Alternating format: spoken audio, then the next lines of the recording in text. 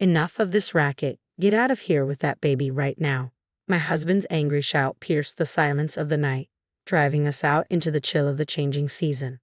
With mornings growing colder and the threat of imminent rain, I felt the sting of desperation claw at my bones. I'm freezing. If we stay out here, we'll freeze to death, I muttered to myself, clutching our 3-month-old daughter tightly wrapped in her blanket. Despite my relentless knocking, there was no response from inside. Helpless, I hugged my crying child closer, and we stumbled on. Each step felt heavier as exhaustion settled in. Please let us in, I pleaded with the empty darkness, but the night offered no solace. Wandering aimlessly, I found myself sitting on a bench in the park, my body frozen to the core.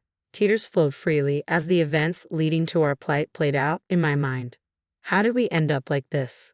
My name is Olivia, 31 years old. Left orphaned by my parents' divorce in middle school, I was later devastated by my mother's tragic accident 2 years ago. Alone and desperate, Benjamin, a college classmate turned husband, became my anchor. His promises of support and love offered a glimmer of hope in my darkest days. But since learning about my pregnancy, Benjamin's demeanor shifted. His warmth turned to frost, his kindness replaced by indifference. Despite my morning sickness and struggles, his patience wore thin, leaving me to fend for myself. I hoped our daughter's birth would mend our fractured bond, but it only widened the chasm between us. His absence grew pronounced, his anger palpable. Every night echoed with his complaints, his resentment towards our crying baby tearing at my heart. This life, once filled with dreams of a happy family, now felt like a nightmare of loneliness and despair. My husband seemed to have an invisible shield against childcare responsibilities, always deflecting them with claims of being swamped with work. Even on his supposed days off, relaxation at home was a foreign concept to him, opting instead to gallivant around town from dawn till dusk. Left alone to tend to our baby, I found myself drained, both physically and emotionally. Each night, our daughter's cries intensified, mirroring my own mounting distress. One fateful evening, my husband's simmering frustration boiled over. Get out of this house with that baby right now. His words cut through the air like a blade, leaving me stunned. I can't do that, I stammered, but before I could plead my case, we were cast out into the biting cold, devoid of essentials like keys, wallet, or phone. Helplessness washed over me as I clung to my daughter, wrapping her tightly in a blanket to shield her from the chill. With weary steps, we trudged on until exhaustion forced me to collapse on a park bench, my mind a whirlwind of despair. How had our once promising life devolved into this chaos? As if in response to my silent lament, my daughter's cries pierced the night air once more, a painful reminder of my failure. Just as the cold began to numb my senses, a voice shattered the silence. Are you okay? The concern in the stranger's voice momentarily transported me, as if my own mother had reached out from beyond. As I looked up, a woman stood before me, her eyes filled with compassion. My husband kicked me out because of her baby's crying, I explained, the words heavy with shame.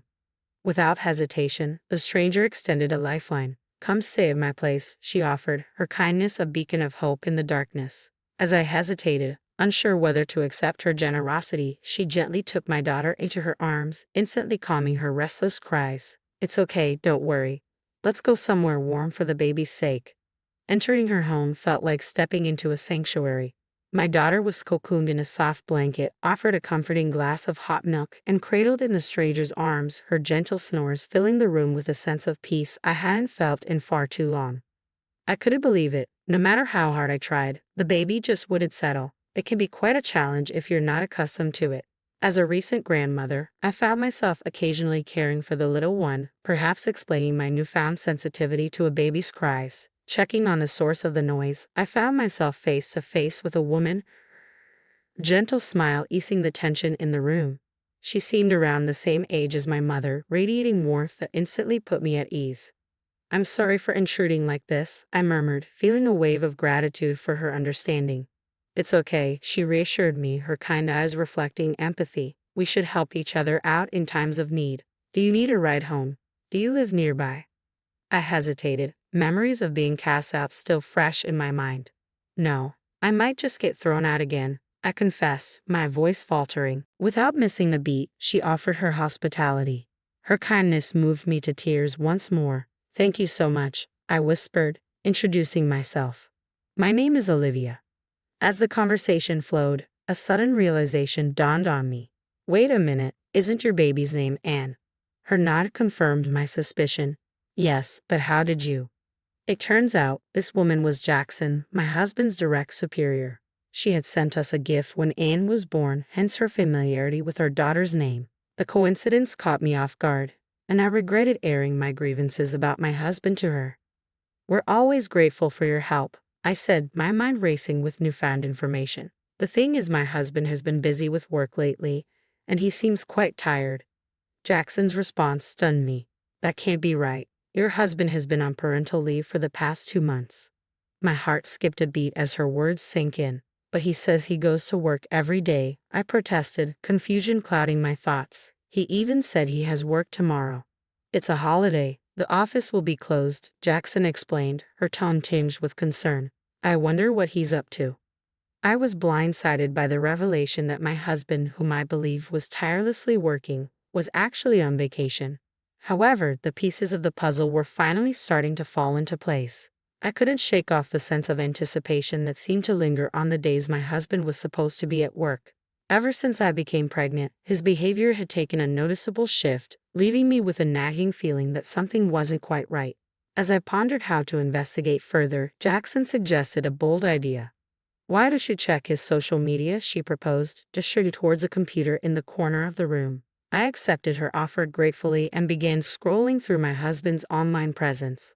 What I discovered left me reeling in shock. A trove of photos featuring him and another woman, seemingly inseparable. They look like a couple. That's Ava, Jackson explained, her voice tinged with sympathy. She worked at our company for only 3 months before recently quitting.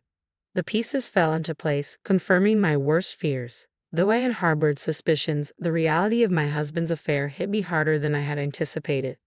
Do you know her address, her contact information? I asked, my voice trembling with emotion. But Jackson hesitated, her concern evident. I'm sorry, I shouldn't have mentioned her name. It's personal information, and I can't disclose it, she replied gently, offering me solace in my moment of vulnerability. As I deflated, Jackson extended her support. I'll do everything I can to help with anything else, she assured me. But my attention was drawn back to the screen, where a series of photos showcased my husband and his mistress living a life of luxury, dining at the prestigious Paris hotel. The realization hit me like a ton of bricks. With no income during my maternity leave and our combined savings dwindling, there was no way he could afford such extravagance. No way. This can't be happening, I whispered, my heart heavy with disbelief. With trembling hands, I logged into my bank account online, hoping against hope for a different outcome. But what I found only confirmed my worst fears. My savings of $250,000 vanished. The inheritance I received after my mother's tragic car accident had been cut in half, leaving me stunned and motionless for what felt like an eternity. What's wrong? Jackson's concerned voice broke through my daze. My husband has been using my savings without my permission, I confessed, the betrayal cutting deep. I have reserved those funds for our daughter's future, trusting my husband to keep them safe. But as I reflected on recent events, the pieces began to fall into place. Leaving my debit card with him during my hospitalization for childbirth had been a mistake. He hadn't visited me once during that time, and the first withdrawal from my savings coincided with the day I handed him the card. I had never doubted his integrity, believing he had locked it away securely. I can't forgive him, I murmured, the weight of his deception crushing my spirit. He's been using my beloved mother's inheritance without my permission. Determined to expose his deceit, I accepted Jackson's offer of a digital camera.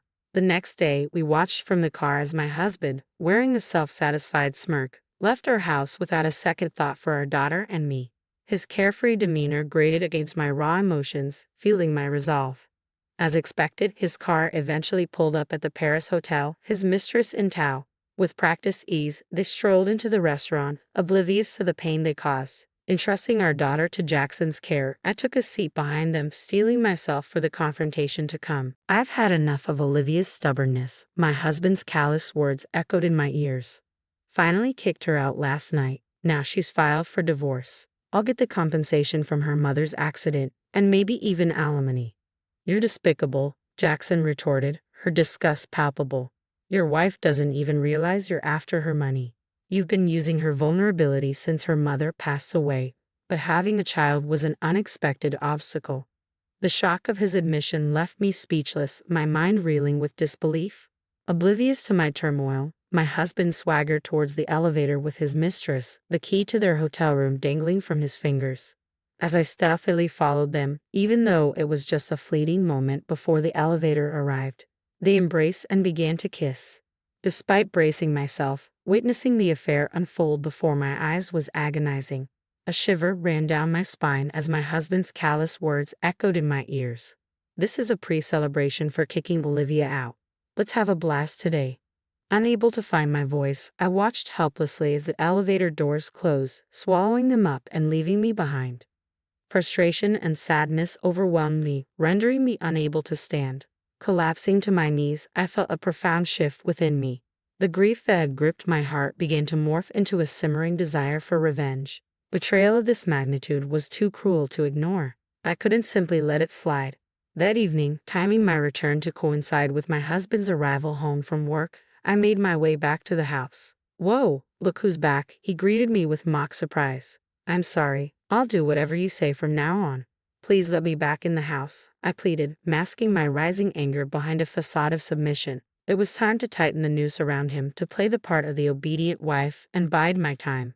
"Fine. From now on, I'm not giving you any living expenses. Do whatever you want," he declared, his arrogance undiminished. Without a word of dissent and without broaching the subject of divorce, I made it clear that I was onto him. Despite his continued despicable attitude, I remained resolute, laying the groundwork for the vengeance that simmered beneath the surface. Enduring my husband's deceit, I persisted in my search for evidence of his affair, scouring the house for any clue. Among his belongings, I discovered a trove of receipts for hotels and meals tucked away in his suit pockets, but alone, they felt like feeble proof. It wasn't until I delved into social media under the woman's name that her true identity was unveiled 2 weeks later. With all preparations in place, I found myself once again at the infamous Paris hotel. There they were, my husband and his mistress, brazenly indulging in dinner and public displays of affection, just as they had done before. Mustering my resolve, I approached them as they prepared to board the elevator. "What are you doing here?" my husband demanded, his tone defensive. "Why are you here?" "I am obviously here for a work meeting," I countered sharply, seizing the moment to confront him. Quickly disentangling himself from his mistress, my husband looked guilt-ridden, attempting to flee. "That's odd. Today's a day off, isn't it?" I pressed, my voice cutting through the tension. Turning in surprise, he stumbled upon a revelation. "What, Jackson? You're supposed to be on parental leave, right? How come you're working?" Caught off guard by my unexpected presence with his boss, my husband's feeble excuses faltered. Meanwhile, the mistress, identified as Ava, appeared uneasy and uncertain, her gaze fixed downward. Sensing the scrutiny of onlookers, I proposed a change of scenery. "Since we're drawing attention, let's move this to the room you guys booked. Unless you want me to scatter these photos around here. Is that okay?" I brandished the damning evidence, leaving my husband reeling. In a desperate bid to escape, he grabbed my arm and pulled me into the elevator. But Jackson intercepted, apprehending the fleeing mistress and bringing her along.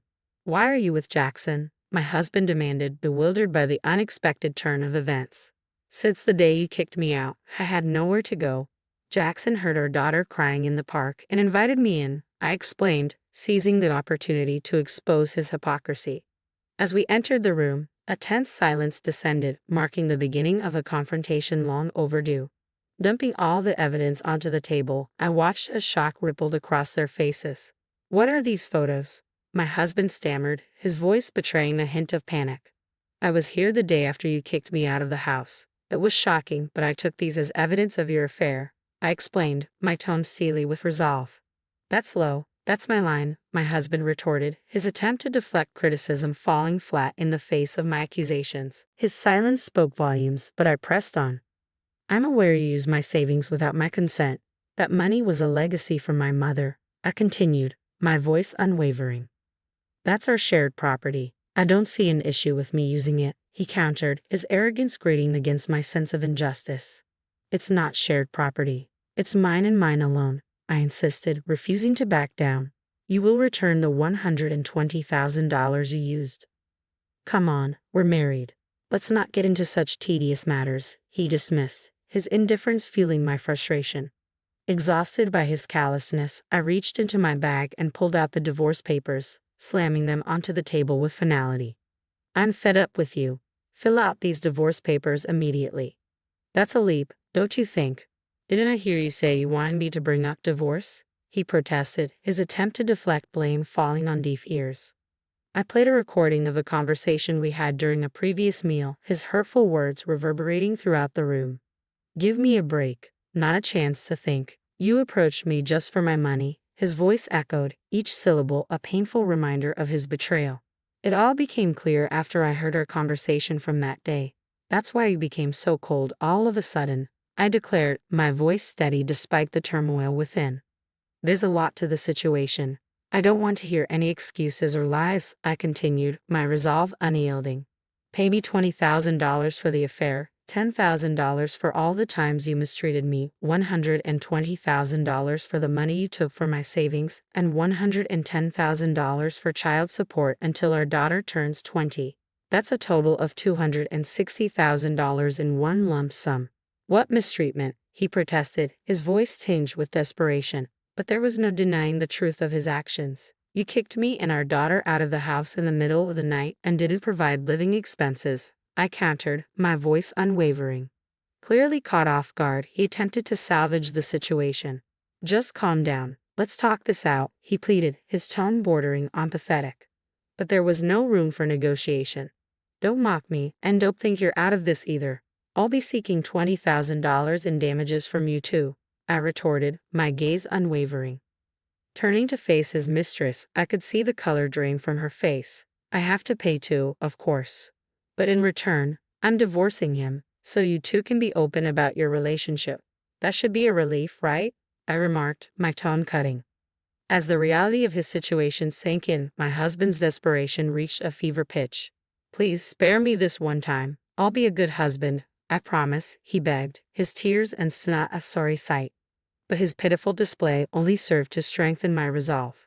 Turning my back on him, I took the house keys and card case from his bag. I sold the house that was in my name. Jackson reported everything to the company, and it seems you're going to be fired, I informed him, my voice devoid of emotion. As we left the room, I knew it was the end of an era. I didn't want to see my husband ever again, so I arranged for a divorce through a lawyer. I reflected, my mind already moving forward. I demanded compensation for the divorce, the money he had squandered, and child support. With his parents furious and his future uncertain, my husband's downfall was complete. Since he couldn't pay all the compensation in one go, his father forced him to work in a mine, I concluded, my voice tinged with finality.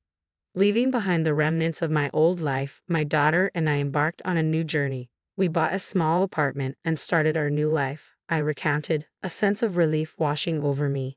The moment we started living here, my daughter's night crying stopped completely. Grateful for Jackson's support and the opportunity for a fresh start, I knew that together, my daughter and I would build a home filled with happiness and love.